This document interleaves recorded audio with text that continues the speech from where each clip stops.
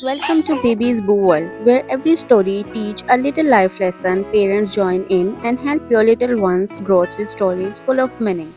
In a quiet little town surrounded by tall, whispering trees, there stood an old, dusty shop at the end of a narrow street. The sign above the door was faded and crooked. It read, Mr. Lumo's Toy Workshop. But no one ever went inside. The windows were always foggy, and at night, a soft golden glow flickered from within. Some people said the place was haunted. Others said the toy maker had disappeared years ago. But 8-year-old Leo didn't believe those stories. Leo had a problem.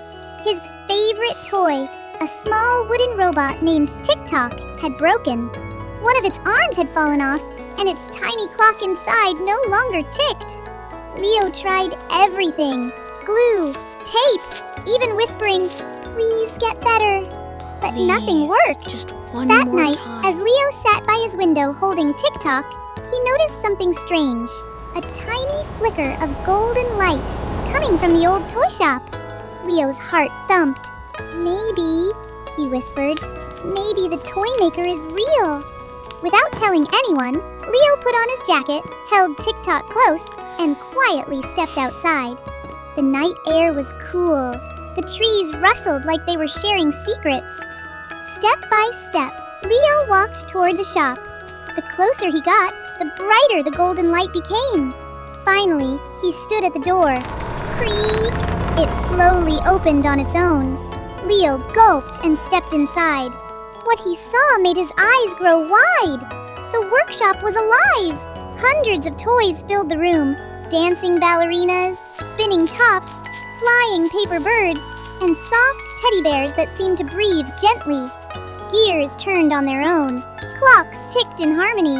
Lights glowed like fireflies trapped in glass jars. And in the center of it all stood an old man.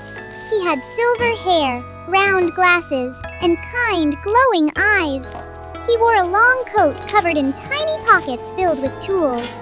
"You're late," the old man said softly without turning around. Leo froze. You knew I was coming?" The man smiled and turned. "Children with broken toys always find their way here." "Are you Mr. Lumo?" Leo asked. "Yes," he said, "and you must have something that needs fixing." Leo carefully held out Tick-Tock. He stopped working. Mr. Lumo gently took the toy and examined it closely. He said, "This isn't just broken wood." Leo frowned. "What do you mean?" Mr. Lumo looked at him kindly. "Toys don't just break, Leo. Sometimes dreams inside them crack." Leo blinked. "Dreams?" "Yes," Mr. Lumo said, walking toward a large wooden table glowing with golden light. "Every toy carries a child's dream. Happiness, love, imagination." He placed Tick-Tock on the table. "And when a child feels sad, scared, or forgets their dream," he continued, "the toy begins to fade." Leo's chest tightened. He remembered the last time he played with Tick-Tock. It was before his best friend moved away, before everything felt quiet. "I didn't mean to forget," Leo whispered. Mr. Lumo nodded gently. "That's why you're here."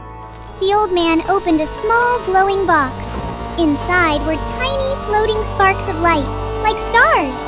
"These are dream fragments," he said. "We must find the one that belongs to your toy." The workshop suddenly dimmed. The air shimmered. "Close your eyes, Leo," Mr. Lumo said. Leo obeyed. "Think about your happiest memory with Tick-Tock." Leo took a deep breath. He saw it clearly, running in the park, laughing, pretending Tick-Tock was a hero saving the world. Suddenly, a bright golden spark shot out of the box and floated toward Tick-Tock. "Open your eyes," Mr. Lumo whispered. Leo gasped. The spark gently entered the toy, and Tick-Tock's tiny clock began to tick again. Tick-tock, tick-tock. The broken arm slowly lifted, as if it had never been broken at all. "It's alive again," Leo said, smiling wide. Mr. Lumo chuckled. "Not alive, just remembered." Leo hugged Tick-Tock tightly. "Thank you!" But then he noticed something. The workshop's glow was fading. Wait, what's happening?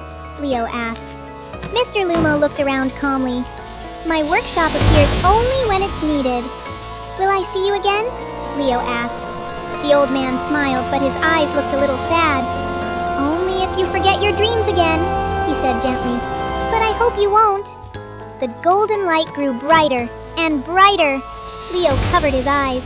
And then, silence. Leo opened his eyes. He was standing outside. The old toy shop was gone. In its place was an empty wall. No door, no sign, nothing. Leo looked down. Tick-tock was in his hands, ticking happily. Leo smiled. From that day on, he never forgot to dream.